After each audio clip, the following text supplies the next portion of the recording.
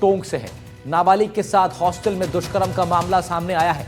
मुख्य आरोपी गिरफ्तार कर लिया गया है। हॉस्टल संचालक ने 1 महीने तक दुष्कर्म किया। छोटे भाई को जान से मारने की धमकी देकर इस वारदात को अंजाम दिया गया। नाबालिग की तबीयत जब बिगड़ने लगी तब यह राज खुल पाया। 4 लोगों के खिलाफ पॉक्सो एक्ट में मामला दर्ज कर लिया गया है। ये बड़ी खबर इस वक्त हम लोग आपको बता रहे हैं टोंक से, जहां नाबालिग के साथ हॉस्टल में दुष्कर्म का मामला सामने आया है।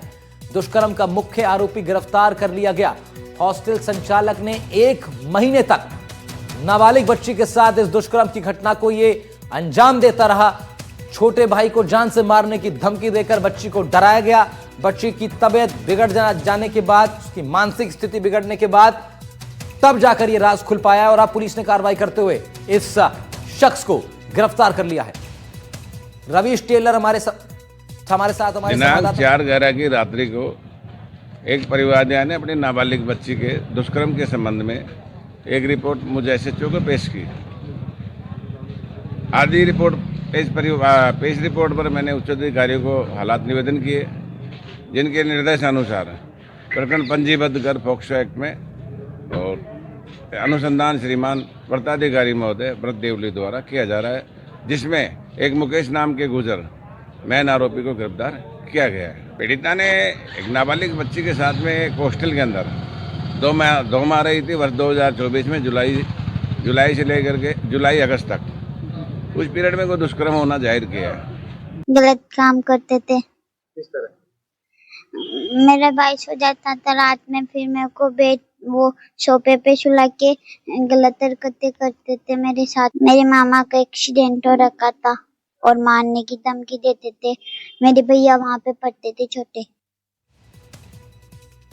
रवीश टेलर हमारे सहयोगी फोन लाइन पर जुड़ रहे हैं। रवीश, नाबालिग बच्ची के साथ, बहुत छोटी ये लड़की, और इसके साथ इस तरह का दुष्कर्म ये व्यक्ति करता रहा 1 महीने तक, और चेहरे पर अभी भी इसके कोई खौफ, कोई शर्म, कोई पश्चाताप नजर नहीं आ रहा है। क्या जानकारी पुलिस के हवाले से मिल रही है? जी देखिए, जिस तरह की वारदात जो है सामने आई थी, जिस तरह का खुलासा हो, उसके बाद पुलिस के लिए बड़ी चुनौती थी कि पहले आरोपी की गिरफ्तारी हो, मुख्य आरोपी की, क्योंकि इसमें और लोगों के नाम भी जो है पीड़िता की ओर से दिए गए थे, तो उनकी भूमिका की भी जांच हो रही है, उनकी तलाश भी शुरू कर दी है पुलिस ने। लेकिन मुख्य आरोपी को जो है पुलिस ने गिरफ्तार किया है, उसे जेल भेज दिया गया 17 नवंबर तक।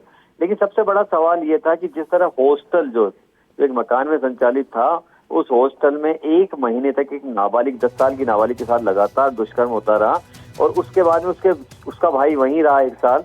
बेटी तो चली गई छोड़ के, तो लेकिन सबसे बड़ी बात है उसको जान से मारने की धमकी दी गई कि भाई तेरे भाई को हम मार देंगे। तो कहीं ना कहीं जो है, जिस तरह आज हमने आरोपी को देखा है कि आरोपी आया कोर्ट में पेश है, लेकिन कोई शिकन नाम की चीज नजर नहीं आई। तो वही एक अपने आप में कहानी बयां करता है कि किस तरह लोगों के हौसले इतने बुलंद हो गए कि दुष्कर्म जैसी वारदातों को और नाबालिग बच्चियों के साथ जो है इस तरह की घटनाएं पेश आ रही है। तो ऐसी सूरत में एक बड़ा सवाल ये भी उठता है कि माँ बाप को भी अब चाहिए कि कम से कम जो है जिन बच्चों का भविष्य बनाना चाहते हैं, ऐसे हॉस्टल की खुद अपने लेवल पर भी जांच पड़ताल करें, क्योंकि जिस तरह सुसाइड की घटनाएं सामने आती है, दुष्कर्म की घटनाएं सामने आती है, वो एक समाज के लिए बड़ी चिंता का विषय भी है। ठीक है रवीश, बहुत शुक्रिया तमाम जानकारी के लिए आपका। रवीश टेलर इस बड़ी खबर पर रिपोर्ट कर रहे थे। बढ़ रहे हैं आगे। बात श्रीगंगानगर की, जहां कर्मचारियों ने सरकार के खिलाफ आर पार की लड़ाई का ऐलान कर दिया है।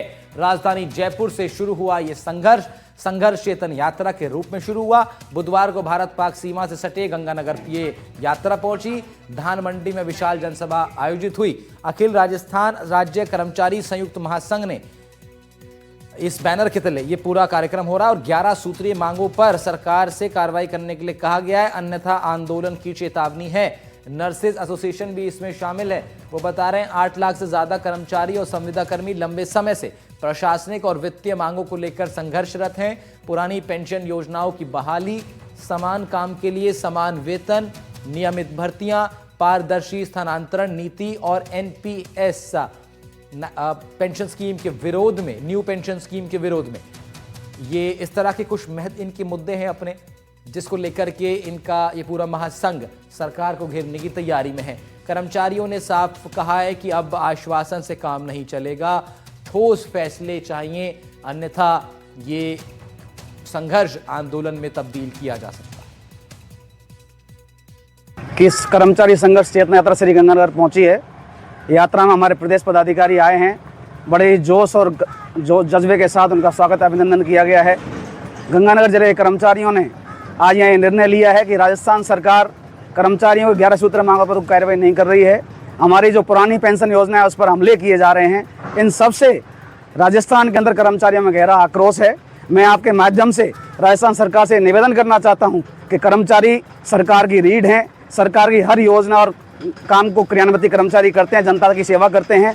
अतः राजस्थान सरकार तुरंत संज्ञान ले और कर्मचारियों 11 सूत्रीय मांगों पर और ओपीएस पर पुनः आश्वस्त करे कि इनसे किसी प्रकार की छेड़छाड़ नहीं की जाएगी।